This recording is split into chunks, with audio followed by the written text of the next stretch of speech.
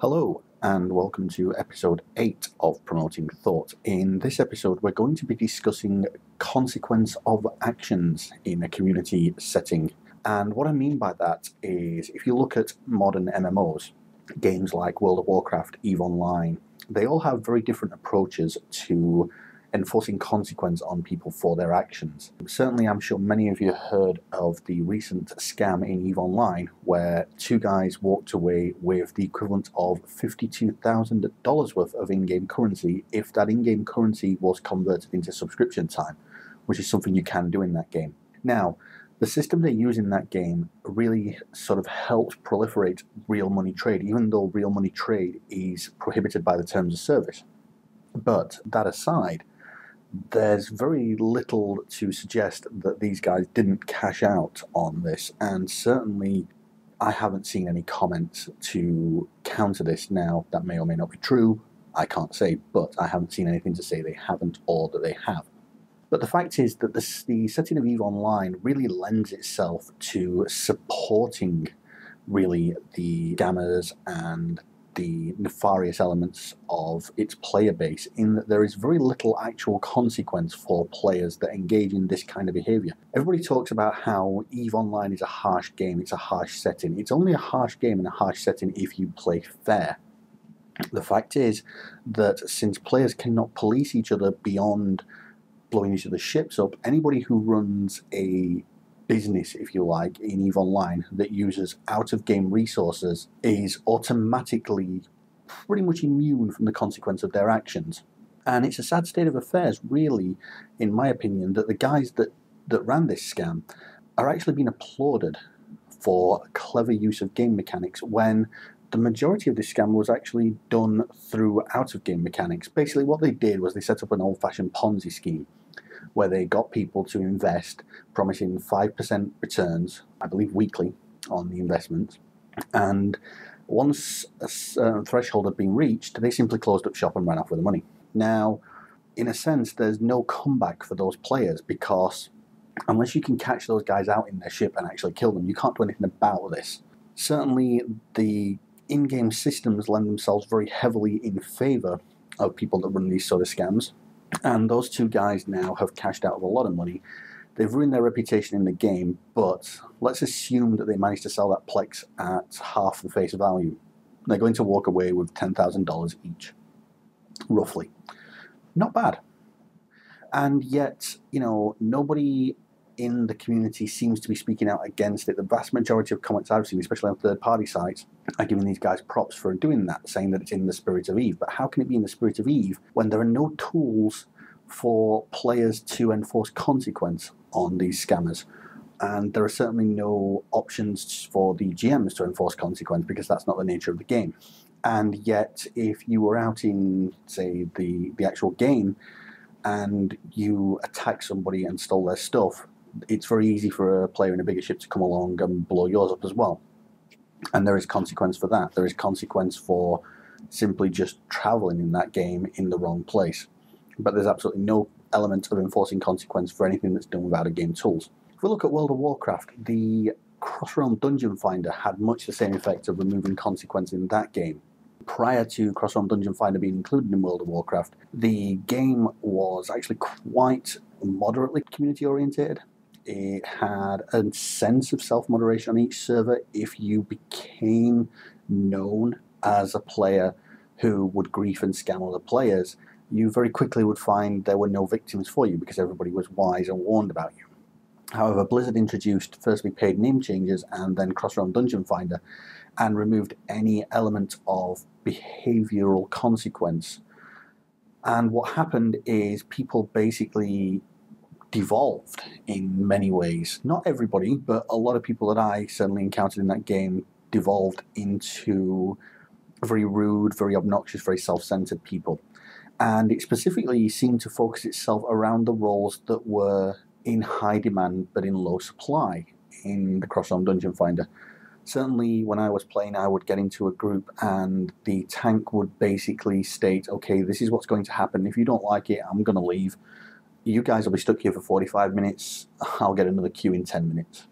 And that, just shows again a removal of consequence for actions. The player base started accepting this as the norm, and now if you use the Cross-Realm Dungeon Finder to find a completely random group, you have a very high chance of getting at least one or two people in that group that are an absolute pain to play with, that ruin the experience for you. And to me, this highlights the dangers of removing consequences. Take this further and apply this sort of logic to official forums and communities, if you like. You only have to look at the amount of posts that get locked and edited on a daily basis in many community forums to see that, while there is some minor consequence for action, there's nothing really happening that's enforcing it. You seem to be protected if you are one of these people that endeavours to spoil the community atmosphere, to drag down the atmosphere of the community. You can't be named and shamed on most official forums. You can't be held publicly to account. Any punishment is private, even though your misdeeds were very public. And it all seems weighted in the favour of the people that are actually spoiling the game experience to me. Riot Games introduced for League of Legends a system called the Tribunal, where if people reported enough, they could appear on the tribunal with their username, not their real name, and other members of the community could vote whether this person should be punished or pardoned, depending on how they viewed that particular case. They'd get access to chat logs, to item builds, and so on.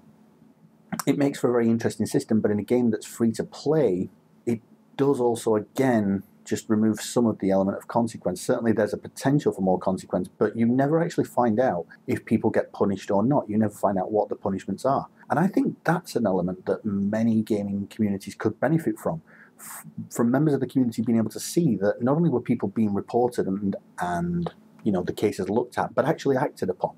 That there was actually a public and visible measure of consequence for actions and misdeeds. I think it's an element that really should be addressed, because the people who go out of their way to do this and engage in these kind of degrading activities that spoil the community do so generally safe in the knowledge that they won't be held publicly to account for their actions. And I think if there was more transparency, more accountability, people might be encouraged to behave a little bit better.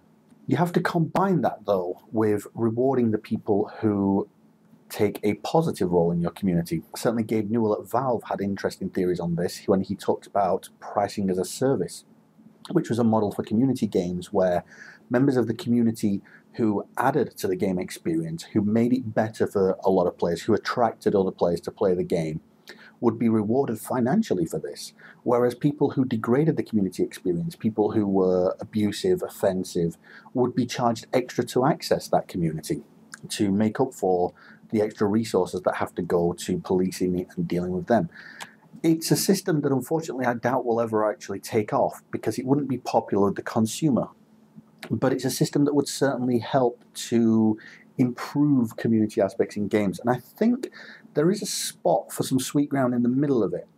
You look at some of these celebrity game players, a lot of whom have channels on YouTube, but they do competitions, they involve people in the game, they spark discussions, they encourage other people to play. And I think games developers really should be doing more to recognize these sort of people, to use them as a resource, to involve them more, bringing in the community. And then they should be recognizing the people that are spoiling the community, that are spoiling the game experience for others, and doing more to actually deal with them and be transparent about it, be public about it. What's wrong with a list of usernames that got banned for being offensive, for being racist, whatever, that's publicly available, that people can see, and in terms of, say, World of Warcraft, can be searched by server, so you can see on your server who's been banned that week and why. You can leave a section for people to comment on their cases or not. That's entirely up to you, but I think something like that, a publicly searchable list, is fine. And there will be obviously some people who say, but what about the people who get unfairly punished? And unfortunately, yes, that does happen, but those sort of people are in a minority. I'm sorry.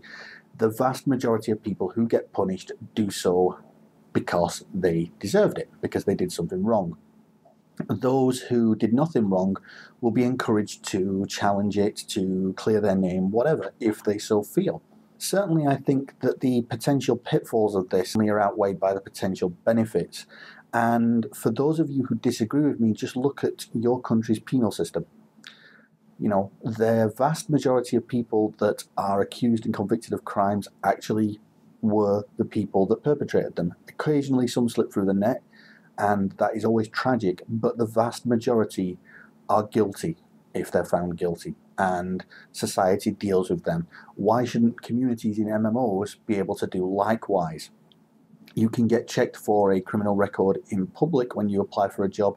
Why can't you be checked for your record within a game when you, say, apply for a guild or a corp?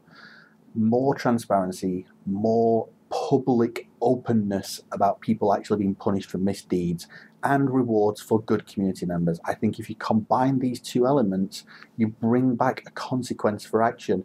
You encourage people to take a more positive role in their community, and you just might bring back that atmosphere of gaming from the late 90s and the early 2000s, where gaming as a community was actually an enjoyable experience on the whole, and the people that stepped out and spoiled the community were the minority, rather than it is now the average.